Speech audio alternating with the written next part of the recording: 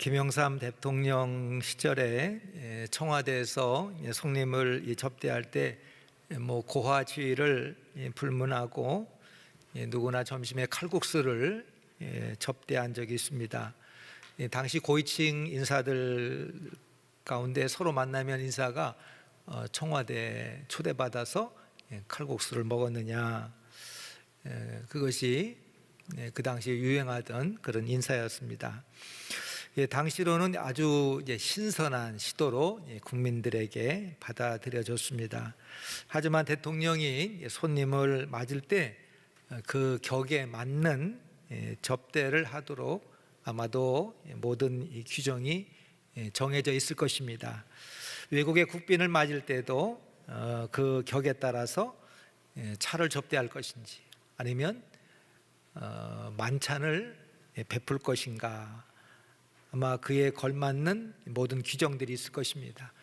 전에는 미국 대통령이 한국에 올 때 우리나라 대통령이 직접 공항에 가서 환영을 하고 또 국민들이 이렇게 동원이 돼서 막 길거리에서 열렬하게 환영을 하던 그런 때도 있습니다. 국가뿐만 아니라 모든 단체도 나름의 규정에 따라서 손님을 맞고 접대를 합니다. 우리 이제 편장로님 계신데, 우리 편장로님과 제가 대화하는 가운데 장로님이 오래전에 이 공주에 있는 농협 그 연수원에 이제 근무하실 때, 원장으로 있을 때 이제 서울중앙회 회장님께서 거기를 이제 방문하시는 그런 일정이 있으셨답니다. 아마 그 연수원도 나름 맞을 준비, 만반의 준비를 다 했겠지만, 저도 이제 90년에 이 공주에서 1년 동안 제가 이제 부목사 생활을 했는데, 그 당시에 이 공주에는 이렇게 손님을 이렇게 접대할 만한 그런 식당이 마땅치가 않았습니다. 그래서 제가 이 공주에 있을 때 제가 10달 있었는데 물어보지도 않고 저를 교우들이 잘 접대한다고 데리고 가는 것이 어딘 줄 아십니까? 이제 보신탕 집이에요. 그래서 저는 난생 처음 보신탕을 먹지 않았는데 물어보지도 않고 저를 위해서 10달 동안 제가 그냥 더불어 지낸 적이 있는데, 그래서 우리 편장로님이 어떤 식당을 이렇게 모셔야 되는가 그래 생각하시다가 공주 시장님 그 시장실에 전화를 해서 시장님이 제일 좋아하고 자주 다니는 식당이 어디냐, 그래도 아마 시장 비서실이겠죠. 거기서 우리 이제 시장님은 이 갑사에 있는 그 한 식당을 잘 다니신다. 아마 여러분 갑사 가보셨잖아요. 그래서 산채 이런 식당들이 많이 있지 않습니까? 그래 직접 답사를 하셨대요, 우리 장모님이. 그러면서 특별히 좀 부탁을 하고. 근데 이제 시골 식당이기 때문에 여러 가지 위생 상태나 청소 상태가 잘 안 돼서 장로님이 직접 그 식당에 청소도 다 이렇게 해주셨다. 저는 그 말씀을 들으면서 우리 성도님들이 이게 직장 생활 하는 게 이게 만만치 않구나. 대충 하는 것이 아니라 얼마나 혼신의 힘을 다해서 하나하나에 이렇게 직장 생활을 하시는가 하는 것을 제가 그때 다시 한번 깨달은 적이 있어요. 여러분 가정에서도 손님을 맞아 접대하는 일이 많이 있었습니다. 우리 가정에서 손님을 맞아 행사를 치르고 이제 손님을 이렇게 접대하는데, 아마 우리 가정에서 가장 중요한 일, 큰 행사, 가장 귀한 손님이 뭘까? 아마 그 중에 하나는 딸의 혼사를 치르는 그런 결혼식이었을 것 같아요. 전에 우리나라도 이렇게 신부 집에서 신랑이 와서 이제 결혼식을 치르지 않았습니까? 아마 최고의 정성을 다해서 준비해서 맞아드리고 또 혼인 잔치를 잘 베풀고 손님을 접대하고 결례가 되지 않도록, 흠이 없도록 최선을 다하는 것이 아마 우리 과거에 우리 가정에서는 그 딸을 여일 때 그 혼인 잔치를 준비하고 신랑을 맞는 그 혼인 잔치였을 거예요. 오늘 성경에도 이 혼인 잔치 이야기가 나옵니다. 그 이스라엘 혼인 잔치는 우리 풍습하고는 많은 차이가 있어요. 근데 그 의미는 크게 다르지 않습니다. 우리가 오늘 본문 이해하는 데는 큰 문제가 없어요. 예수님이 천국을 등을 들고 신랑을 맞으러 나간 열 처녀와 같다, 그렇게 말씀을 하십니다. 이 신랑을 맞으러 나간 열 처녀 가운데 다섯 처녀는 미련해서 등을 가지고 있지만 기름을 준비하지 못했고, 다섯 처녀는 슬기로워서 기름을 넉넉히 준비하여 신랑을 맞았다는 거예요. 이 신랑이 더디움으로 다 졸며 잠을 잘 때에 한밤중에 신랑이 왔다고 외치는 소리가 들립니다. 처녀들이 다 자다가 일어나서 자기 등을 이렇게 손질을 합니다. 그런데 미련한 처녀들은 이 기름을 준비하지 못해서 그 슬기로운 처녀들에게 가서 등이 꺼져가니 너희들의 기름을 좀 나눠달라, 그렇게 당부를 해요. 근데 슬기로운 처녀들이 뭐라고 하느냐, 우리에게나 너에게나 만약에 이 기름을 나누면 다 모자라게 되니까 차라리 기름 장수에게 가서 기름을 사라, 그렇게 거절합니다. 미련한 처녀들이 기름 사러 간 사이에 신랑이 도착하고 준비하고 있던 이 지혜롭고 슬기로운 처녀들은 그 잔치자리에 참여하게 되더라. 그런 다음에 잔치집 문이 닫히게 됩니다. 예수님은 천국을 등을 들고 신랑을 맞는 열 처녀에 지금 비유하고 있어요. 천국, 이 하나님의 나라, 하나님의 그 심판, 다시 오시는 그 예수님, 그 상황이 어떠냐는 거예요. 그 상황은 미련한 처녀와 슬기로운 처녀에 관한 이야기와 같다는 거예요. 우리 장차 주님이 다시 재림하시는 마지막 때, 이 종말의 때의 그 상황, 하나님의 나라가 온전히 임하는 그때 상황은 열 처녀가 그 신랑을 맞는 그 이야기와 같다는 거예요. 오늘 본문의 말씀은 예수님의 비유를 통해서 우리에게 주시는 이 종말에 관한 아주 중요한 세 가지 메시지가 있습니다. 첫째는 뭐냐면은 신랑 되시는 예수님이 다시 오시는 것이 지연되는 것처럼 보인다는 거예요. 5절 보시기 바랍니다. 신랑이 더디옴으로 다 졸며 잘새 밤중에 소리가 나되 보라 신랑이로다 맞으러 나오라. 다시 오실 예수님 반드시 오시지만 제가 다시 말씀드립니다. 여러분, 주님이 약속하신 대로 우리 예수님은 반드시 다시 오세요. 그러나 기다리는 사람이 볼 때는 더디고 지연되는 것처럼 보인다는 거예요. 그러나 잠을 자는 중에 신랑이 온 것처럼 예수님은, 다시 오실 예수님은 부지 중에 반드시 우리 가운데 다시 오신다는 메시지가 있습니다. 두 번째는 초대를 받았다고 모두 천국에 들어가는 것은 아니라고 하는 거예요. 등을 가졌다고 하는 것은 초대를 받은 겁니다. 근데 등을 가졌다고 해서 다 혼인 잔치 자리에 들어간 것은 아닙니다. 우리도 주님의 부르심을 받아 신앙생활을 하지만 그렇다고 모두가 마지막 천국에 들어가는 것은 아니라고 하는 거예요. 세 번째, 천국에 들어간 자들은 미리 준비하고 기다리던 자들입니다. 다섯은 미련한 처녀였고 다섯은 지혜로운 슬기로운 처녀였다. 이 슬기로운 처녀는 미리 사전에 등에 기름을 준비하고 신랑을 기다렸지만 어리석은 처녀들은 사전에 준비하지 못했어요. 태만한 거예요. 게으른 거예요. 아니한 거예요. 신랑 맞을 준비를 하지 못한 겁니다. 여러분, 평소에 준비되어 있어야 때가 왔을 때 쓰임을 받아요. 준비 없이 무작정 기다리면 기회가 주어져도 소용이 없습니다. 이 슬기로운 다섯 처녀는 신랑을 맞기 위해서 기름을 준비하고 기다렸지만 어리석은 이 처녀들은 준비 없이 단지 기다린 거예요. 준비하고 기다려야 기회가 왔을 때에 택함을 받고 쓰임을 받을 수가 있는 겁니다. 그 일본 전직 항공기 스튜어디스 출신인 미즈코 아키코라고 하는 그 여성이 자신의 승무원 생활을 통해서 자기가 경험한 것을 책으로 썼어요. 근데 책 제목이 길고 재밌어. 퍼스트 클래스 승객은 펜을 빌리지 않는다. 책 제목치고는 길죠. 근데 재밌어요. 퍼스트 클래스 승객은 펜을 빌리지 않는다는 거예요.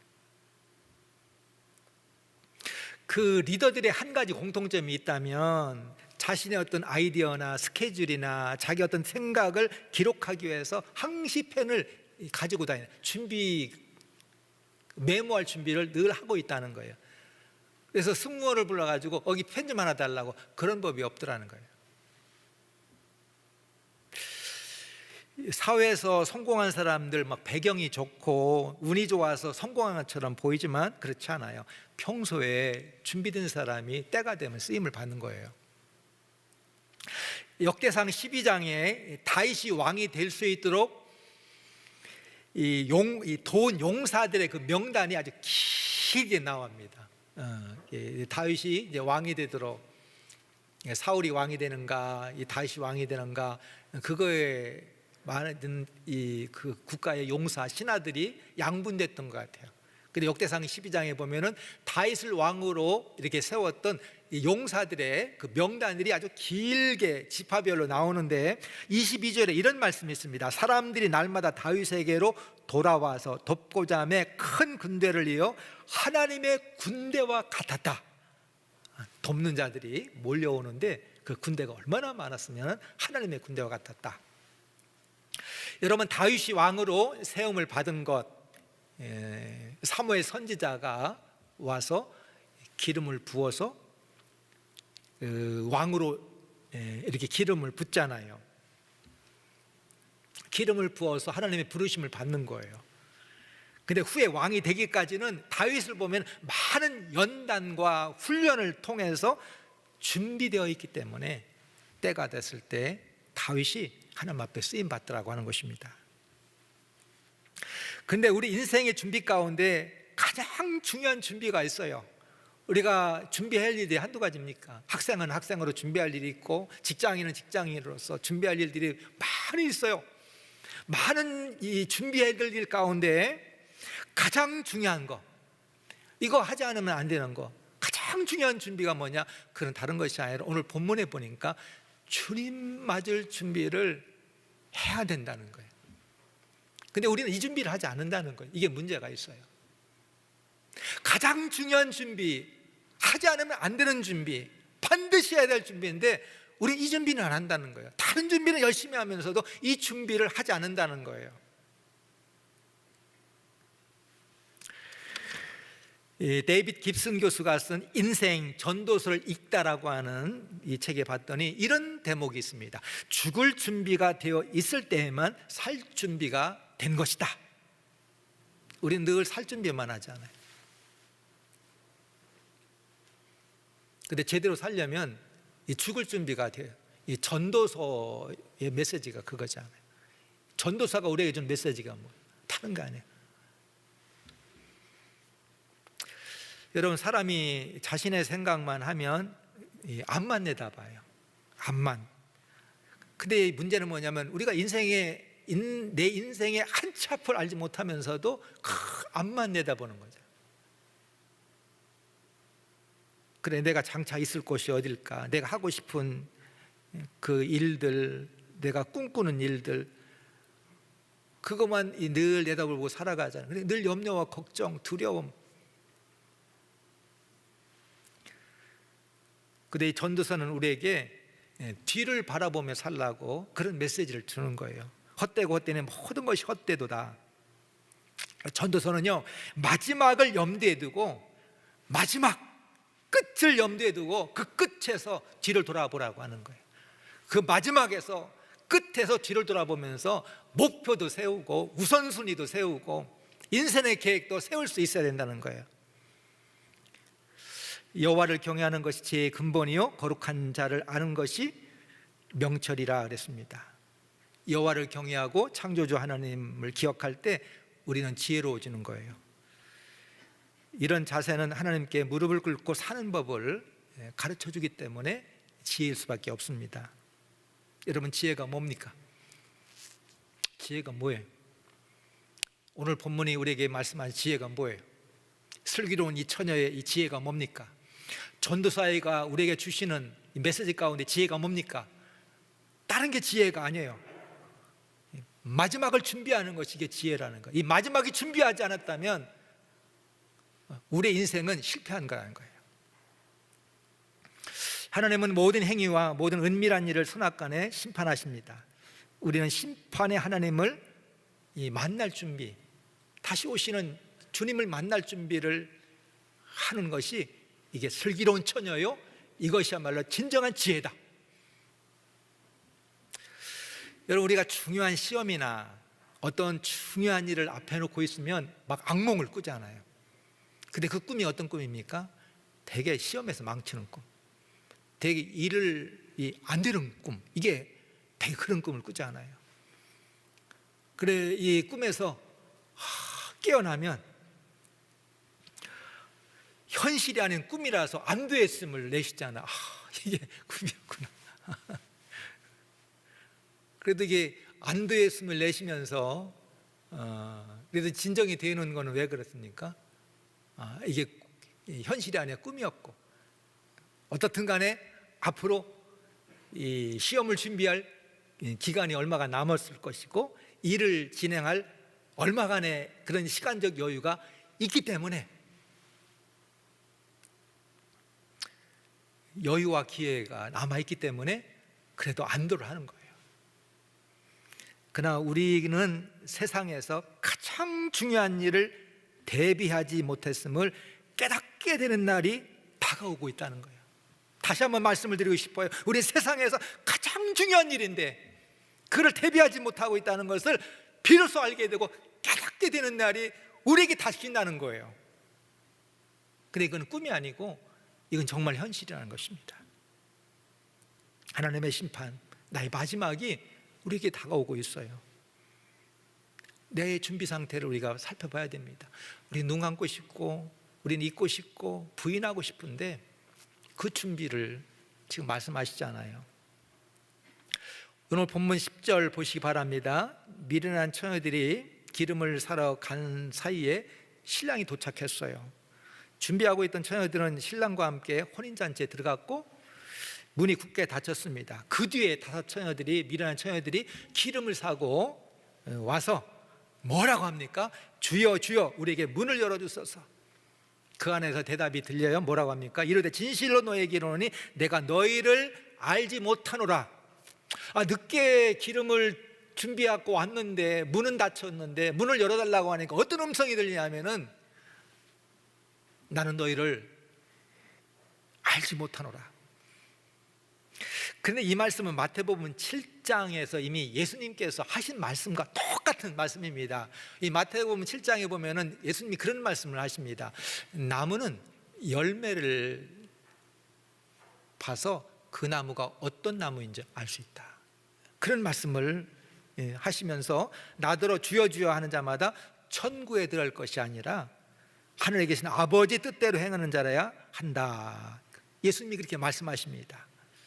그러면서 주님의 말씀을 듣고 행하지 않는 자는, 주님의 말씀을 듣고 행하지 않는 자는 모래 위에 집을 짓는 어리석은 자요, 주의 말씀을 듣고 행하는 자는 반석 위에 집을 짓는 지혜로운 자라고 하는 말씀을 예수님이 하셔요. 우리가 주의 말씀을 듣고 행하여 선한 열매를 맺는 자는 신랑 맞을 준비가 되어 있는 지혜로운 처녀와 같은 성도라는 겁니다. 그러나 예수님의 말씀을 듣고 행치 않아 선한 열매를 맺지 못하는 자들은 신랑을 맞을 준비가 되어 있지 못한 이 미련한 처녀와 같은 그런 성도인 겁니다. 이스라엘 백성들은 이 하나님의 뜻에 불순종함으로 하나님의 택함을 받았지만 불순종함으로 그 하나님의 모든 언약이 다 깨어지고 하나님의 복이 다 잃어버렸어요. 여러분, 우리 교회와 성도도 하나님의 심판에서 면제받은 거 아닙니다. 우리가 이곳에 있는다 하여서, 하나님의 부르심을 받았다 하여서 우리가 하나님의 심판에 다 면제받은 것이 아니에요. 오늘 말씀은 우리 교회와 우리 성도에게 주는 강력한 경고의 메시지입니다.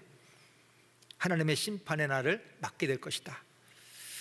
하나님이 우리에게 선한 열매를 보고자 하시는 거예요. 목사든지 장로든지 권사든지 그것이 중요한 것이 아니라 과연 주님을 맞을 준비가 되어 있는지, 선한 열매를 맺고 있는 것인가 하는 것들을 주님이 보기를 원하시는 거예요. 오늘 우리는 어느 때보다도 영적으로 태만하고 하나님 앞에 주의를 기울이지 않는 그런 시대에 믿음 생활을 하고 있어요. 신랑 되신 예수님을 맞을 준비들을 미처 하지 못하고 있습니다. 하나님을 따라 살기보다는 세상을 따라 살기 바빠서 하나님의 그 심판, 주님을 맞을 준비를 못하는 거죠. 이 세상을 어떻게 잘 살 것인가에 대한 그 준비에 바빠서 정작 주님을 맞을 준비를 못하지 않아요. 우리 인생에 걱정이 많지 않습니까? 우리 가정이나 기업이나 내 자녀를 향할 때 이 험난한 세상을 어떻게 살까? 우리 자녀들 보면 저렇게 연약하고 저렇게 어려서 이 험난한 세상을 어떻게 살까? 그런 걱정을 많이 하지 않아요. 근데 그런 걱정 안 해도 되는 것 같아요.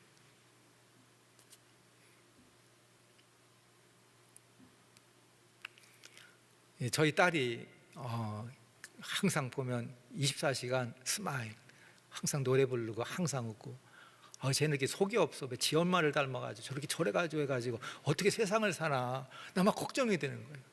속도 없고 그냥 항상 네 그러고. 어느 날 봤더니 나를 꼭 닮았어요. 걱정할 필요 없더라고.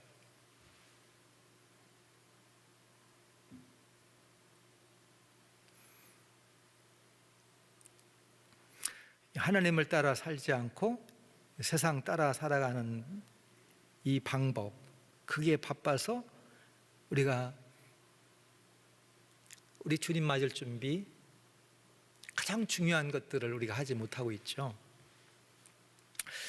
성도가 세상을 쫓아 살면 안 되는 이유가 있습니다. 사도 바울 로마서 12장에서 너희는 이 세대를 본받지 말고 오직 마음을 새롭게 함으로 변화를 받아 하나님의 선하시고 기뻐하시고 온전한 뜻이 무엇인지를 분별하라. 하나님의 은혜로 택함을 받아, 하나님의 한없는 은혜로 이 택함을 받아 의롭다 칭함을 받는 하나님의 자녀들이 어떻게 되는가? 하나는 이 세대를 본받지 말라는 것. 또 한 가지는 마음을 새롭게 하라. 절대 내 마음대로 살면 안 된다. 또 한 가지는 하나님의 뜻을 분별해서 하나님의 뜻대로 살아야 된다. 이게 이제 성도들에게 주어진 중요한 하나님의 원하심, 하나님의 기뻐하신 뜻이에요. 때가 어느 때보다도 악하죠. 하나님의 지혜로 때를 분별할 수 있어야 됩니다. 시간을 잘 아껴서 잘 쓰는 것도 중요하지만 더 중요한 것은 그 시간을 가지고 무엇을 할 것이냐, 지금 내가 무엇을 할 때인지를 분별할 수 있어야 됩니다. 범사에 기한이 있고 천하만사가 다 때가 있다 그랬습니다. 우리가 세상 살면서 때를 잘 분별해야 지혜롭게 살 수가 있어요. 때를 놓쳐서는 안 됩니다. 때라고 하는 것은 기회라고 할 수 있어요. 때를 놓치면 다시 기회를 잡기가 참 어려운 거예요. 기회는 항상 준비되어 있는 사람, 그래 때를 놓치지 않으려면 준비되어야 됩니다. 사랑하는 성도 여러분, 어리석은 다섯 처녀는 주님 맞을 준비를 하지 않아서 구원의 기회를 잃어버렸어요. 등을 가지고 있을 때 기름을 준비하지 못한 거예요. 그래 이 처녀에게는